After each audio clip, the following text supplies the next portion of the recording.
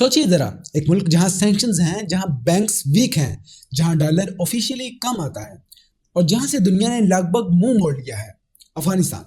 और दूसरी तरफ एक मुल्क जहां आईएमएफ बैठा है, वर्ल्ड बैंक है, इंटरनेशनल ट्रेड है, बैंकिंग सिस्टम्स का पूरा नेटवर्क है, पाकिस्तान। अब लॉजिकली सोचा जाए तो आप ये एक्सपेक्ट करेंगे कि पाकिस्तान की करेंसी ज़्यादा स्ट्रांग होगी, ज़्यादा स्टेबल होगी। लेकिन जब हम नंबर्स देखते हैं तो यहाँ से कहानी बिल्कुल उल्ट हो जाती है। पाकिस्तान जैसा मुल्क जो ग्लोबल सिस्टम के अंदर है और अफगानिस्तान जैसा मुल्क जो सिस्टम से लगभग बाहर है, फिर भी पैसा किसका ज़्यादा संभल कर खड़ा है। ये कोई कोइंसिडेंस नहीं है, ये लक का गेम नहीं है और ये सिर्फ आईएमएफ या सैंक्शंस की कहानी भी नहीं है।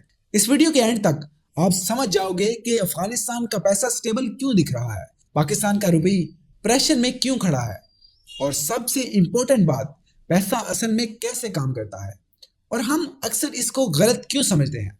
अगर आप समझना चाहते हो कि ये गेम असल में कैसे खेला जाता है तो वीडियो को एंड तक देखिए। अब जरा ग्राउंड रियलिटी देखते हैं। एक तरफ अफगानिस्तान है ग्लोबल आइसोलेशन, दुनिया के ज्यादातर मुल्कों से डायरेक्ट ट्रेड नहीं, फॉरेन रिजर्व फ्रीज है, बैंकिंग सिस्टम लिमिटेड है, इंटरनेशनल ट्रांजैक्शन मुश्किल है और इकोनॉमी ज्यादातर कैश पर चलती है। लोग पैसा हाथ में रखते हैं, सिस्टम पर कम भरोसा है।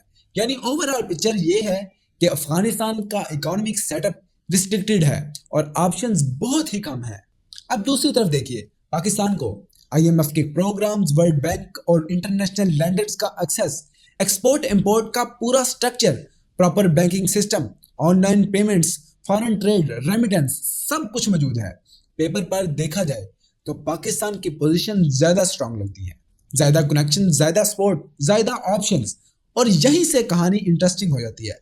लॉजिक के मुताबिक पाकिस्तान की करेंसी ज्यादा स्ट्रांग होनी चाहिए थी, पाकिस्तान का रुपया ज्यादा स्टेबल होना चाहिए था, लेकिन हुआ बिल्कुल उल्टा। जहां अफगानिस्तान जैसा आइसोलेटेड मुल्क अपनी करेंसी को संभाल कर खड़ा हुआ है, वहां पाकिस्तान जैसा मुल्क, ग्लोबली कनेक्टेड मुल्क, बार बार प्रेशर में आ जाता है। और सवाल ये नहीं कि कौन बेहतर है, असल सवाल ये है कि ऐसा क्यों हो रहा है। अब हम आते हैं असल वजह पर, जहां से पूरी गेम समझ आनी शुरू होती है। पहली तरफ अफगानिस्तान, यहाँ से डॉलर बाहर जाने पर सख्त कंट्रोल है, इंपोर्ट लिमिटेड है, लग्जरी चीजें ऑलमोस्ट ना के बराबर है। गवर्नमेंट और सिस्टम ने यह डिसाइड कर लिया है कि जो डॉलर अंदर आएगा वो आसानी से बाहर नहीं जा सकता। रिजल्ट क्या होता है, डॉलर की डिमांड कम होती है, मार्केट में पैनिक कम होता है और जब डिमांड कम होती है तो करेंसी पर प्रेशर भी कम होता है।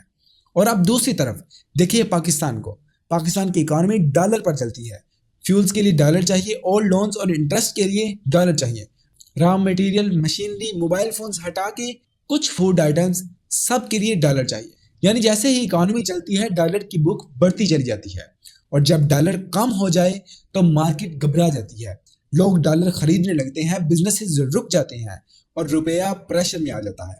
यहाँ से एक सिंपल लेकिन ब्रूटल लूट समझ आता है। जिस मुल्क को डॉलर की आदत लग जाए उसकी करेंसी कभी स्टेबल नहीं रहती। अफगानिस्तान ने डॉलर की आदत को छोड़ दिया, पाकिस्तान ने डॉलर के बगैर चलना नहीं सीखा और यहीं से अगला सवाल पैदा होता है। सिर्फ पॉलिसीज नहीं, लोगों का भरोसा और मार्केट की साइकोलॉजी भी करेंसी को हिला देती है। अब हम उस फैक्टर पर आते हैं जो अक्सर ग्राफ्स और रिपोर्ट्स में नजर नहीं आता, साइकोलॉजी। एक बार फिर देखिए अफगानिस्तान को, यहाँ ओपन फॉरेक्स मार्केट नहीं है, स्पेकुलेशन लिमिटेड है, रोज रोज रेट चेंज नहीं होते, स्क्रीन पर फ्लैश नहीं होते। लोग डॉलर इसलिए नहीं खरीदते कि कल महंगा हो जाएगा, बल्कि इसलिए कि जरूरत होती है। इसका मतलब है पैनिक कम, नॉइज कम और रिएक्शन भी कंट्रोल होता है। अब आते हैं पाकिस्तान पर। यहाँ करेंसी सिर्फ इकोनॉमी से नहीं, न्यूज से भी चलती है। कभी आईएमएफ की बात लीक होती है, कभी बेल आउट डिले की खबर आती है, कभी पॉलिटिकल क्राइसिस और बस फिर क्या होता है, मार्केट घबरा जाती है, डॉलर की डिमांड अचानक बढ़ जाती है, लोग सेविंग को रुपया से निकाल कर डॉलर में डालने लगते हैं। ये पैनिक बाइंग होती है जो करेंसी को नंबर से पहले जज्बात से गिरा देती है। इसलिए याद रखना, करेंसी सिर्फ नंबर से नहीं, लोगों के भरोसे से चलती है। जहां भरोसा कम हो वहां एक खबर ही काफी होती है करेंसी को हिलाने के लिए। अब यहाँ पर एक बहुत बड़ी गलतफहमी क्लियर करना जरूरी है। सिर्फ इसलिए कि अफगानिस्तान की करेंसी स्टेबल लग रही है, इसका मतलब ये बिल्कुल भी नहीं कि इसकी इकोनॉमी स्ट्रांग हो गई है। हकीकत ये है कि अफगानिस्तान की इकोनॉमी फ्रीज है, ग्रोथ बहुत कम है, जॉब के मौके लिमिटेड है, इंटरनेशनल इन्वेस्टमेंट लगभग जीरो है। यानी इकोनॉमी ने चलना ही कम कर दिया है और जब इकोनॉमी धीमी हो जाती है तो डॉलर की डिमांड भी नेचुरली कम हो जाती है। अब दूसरी तरफ देखिए पाकिस्तान को।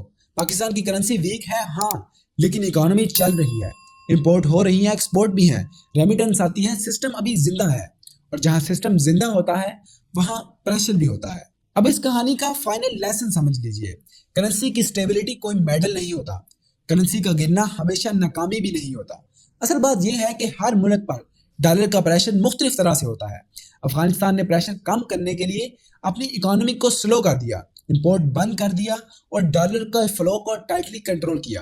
पाकिस्तान ने इकोनॉमी चलाई रखी, फ्यूल इंपोर्ट किया, लोन्स रीपे किए और सिस्टम को कोलैप्स होने से बचाया, लेकिन इसकी कीमत रुपए ने चुकाई। इसलिए याद रखिए, करेंसी की स्टेबिलिटी मतलब ये नहीं कि मुल्क स्ट्रांग है, इसका मतलब ये होता है कि डॉलर का प्रेशर किस पर ज्यादा है। अब सवाल आपसे है, आप क्या सोचते हो, पाकिस्तान को डॉलर कंट्रोल पॉलिसी लानी चाहिए या इकोनॉमी को चलते रहना ज्यादा जरूरी है? एग्री या डिसएग्री कमेंट में अपनी राय का इज़हार लिखिए, क्योंकि ये बहस सिर्फ नंबर की नहीं, हमारी जिंदगी और महंगाई की कहानी की भी है। उम्मीद है कि आपको वीडियो पसंद आई होगी। कमेंट सेक्शन में अपनी राय का इज़हार जरूर कीजिएगा। अल्लाह निगहबान।